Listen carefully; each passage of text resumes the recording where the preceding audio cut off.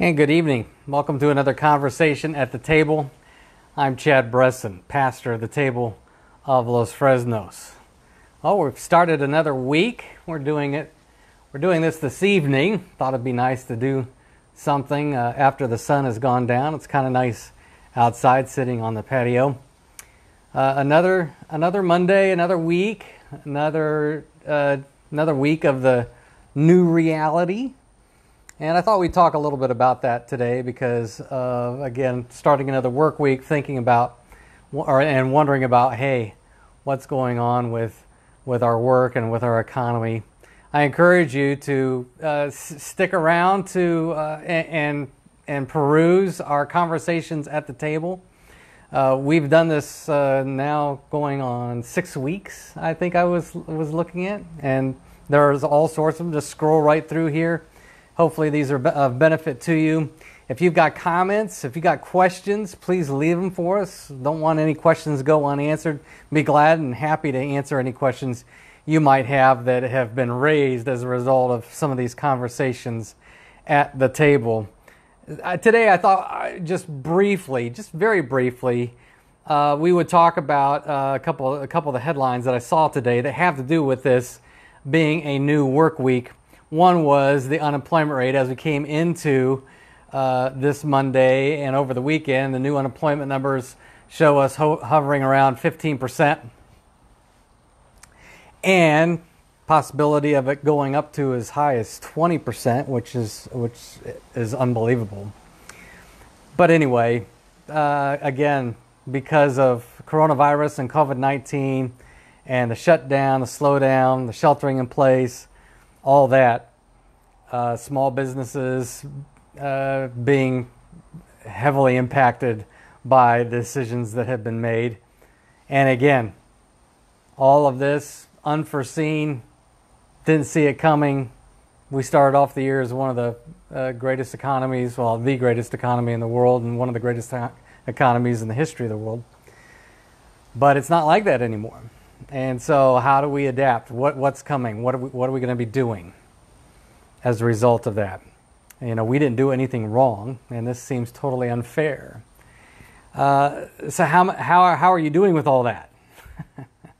How have you adjusted at the workplace? How have you and your colleagues, wherever you might be working, what are you doing in this new reality beyond the simple social distancing? How are you thinking about what's ahead and how your business or your company is going to survive into the latter portions of this year? I know that is a big deal for many of you.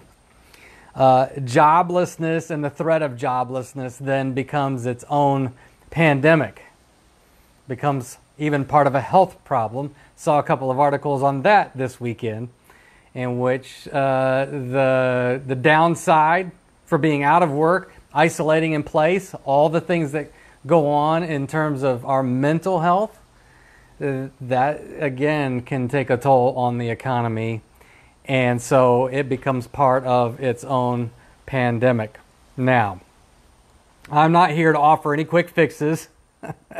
I'm not even here to offer any pithy statements, which I see from time to time being offered by those who, again, those well-meaning, wanting to help people who are either being threatened with joblessness or have actually lost their jobs, but certainly in the uncertainty of the economy. A lot of just pithy statements like, you know, I'll always be looking at the bright side and it's not as bad as you think. No. This is, we're not here to do that.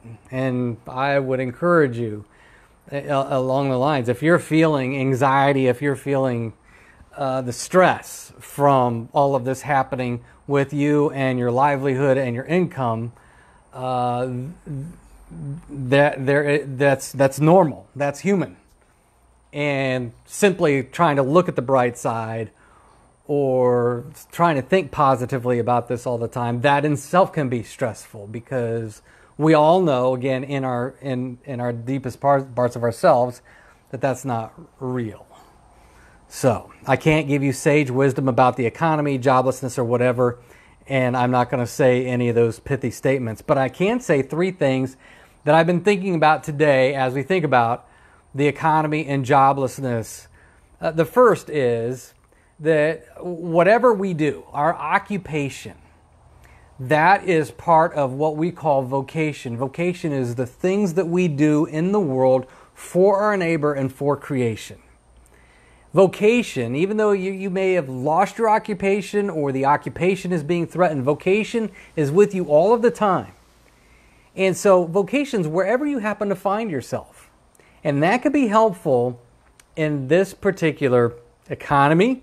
It can be helpful if you're happening to experience a downtime.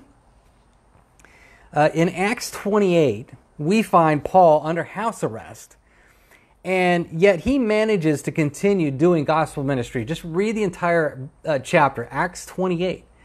It's unexpected, actually, in the book of Acts. We see Paul doing all these sorts of missionary activity, planting churches everywhere. Gospel explodes from Jerusalem, Judea, Samaria, to the end of the earth. He's in Rome. And then all of a sudden it stops. He's under house arrest. But you know what? He doesn't stop. He continues doing ministry. The same holds true in the passage that we looked at yesterday with Joseph. Joseph is sold as a slave to an Egyptian official. And he ends up having all authority over his entire house. And then he loses that job. Joseph loses his job twice. And then the second time he loses the job, he ends up in a dungeon. And you know what? He ends up with all authority over the dungeon.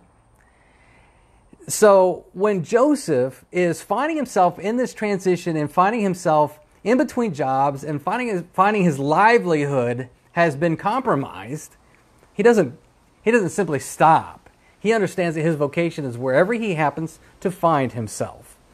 So even though he loses two jobs and his circumstances are always changing, Joseph understands he always has a vocation.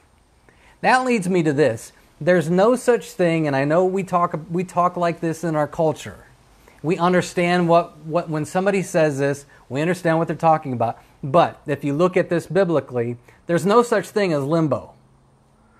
We use limbo as a term to describe this holding pattern between two either jobs or two eras of our life, two seasons of life. And it's this period of time in between that last job and the next job. Whatever happened and whatever's coming, and limbo. Now, there is waiting. There is a period of transition. There is an interim. But limbo tends to convey the idea that, first of all, it's all meaningless. There's no meaning or purpose in the transition stage. We're simply waiting for the next thing to happen. And so there's nothing I can do right now. I'm just sitting in limbo. That's not really how the scriptures describe the interim.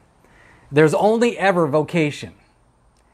And that is wherever you happen to find yourself, that's serving your fellow man, and that's serving creation. And again, Joseph in Genesis 39, able to withstand temptation, big one, there's a big temptation in Genesis 39, able to withstand temptation and survive years in the dungeon because he understands vocation. There is always creation to be cultivated and nurtured, and there is always a neighbor to be served.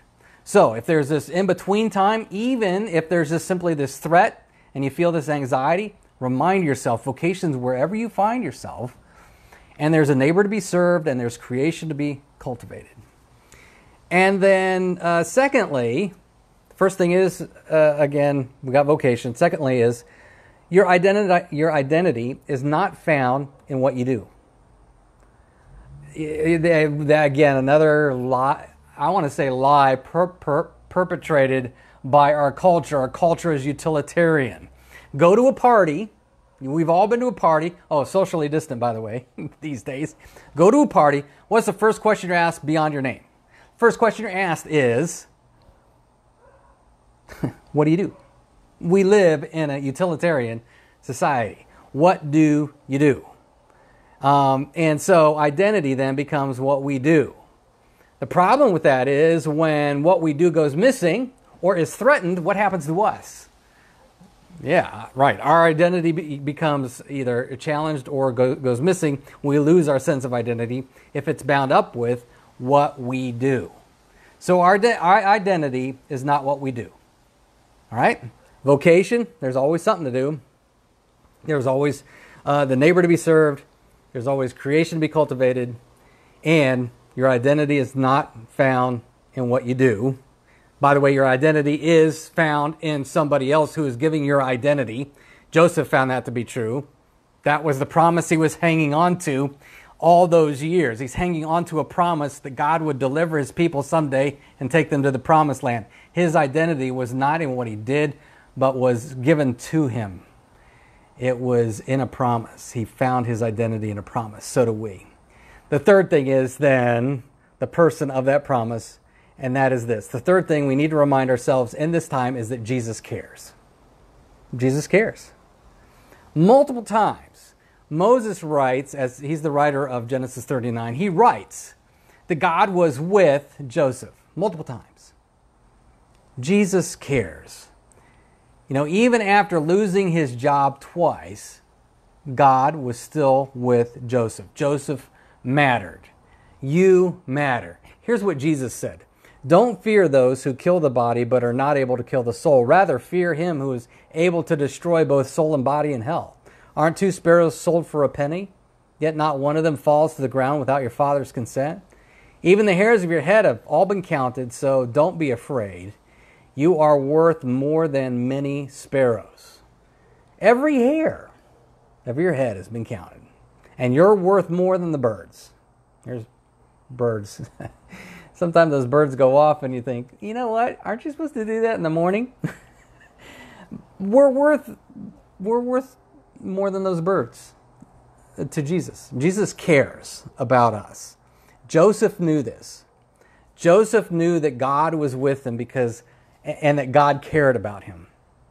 And Joseph mattered. He understood that. Even if he didn't matter to his family, even if he didn't matter to his employers, he mattered to God. And that, again, finding his identity in the promise, that's what keeps him going. So, even if there has been job loss, even if you're feeling threatened with job loss, even if you're wondering, where's this economy going? What's going to happen to my income later on? Vocation is wherever you happen to be. Your identity is not in what you do. And Jesus cares. That is tonight's conversation at the table. I encourage you, be with us here on Facebook throughout the week. Let's see, tomorrow, Wednesday, Thursday, in the evenings, we'll be doing the Eyewitness from Acts again. So be around 7 o'clock for that. Thursday, with the table, Zoom, Bible study at noon. And we invite you to come join us. We always have a great time. We're also going to do drive-through communion. 4 o'clock, Memorial Park. We did it last week. We'll do it again this week. And then another conversation at the table on Friday. Another conversation at the table on Saturday. We'll do a Mythbuster again. And then Sunday, online worship at 10:30 right here on Facebook and on YouTube. So, leave your comments. We'd love to hear your comments. Love to have your questions. What is it that you want to hear? What is it you want to talk about? What are your concerns? Let us know. So, hope you have a great evening. Stay safe, stay healthy, stay home as much as possible, and stay connected. We are loved by Jesus for the love of Los Fresnos.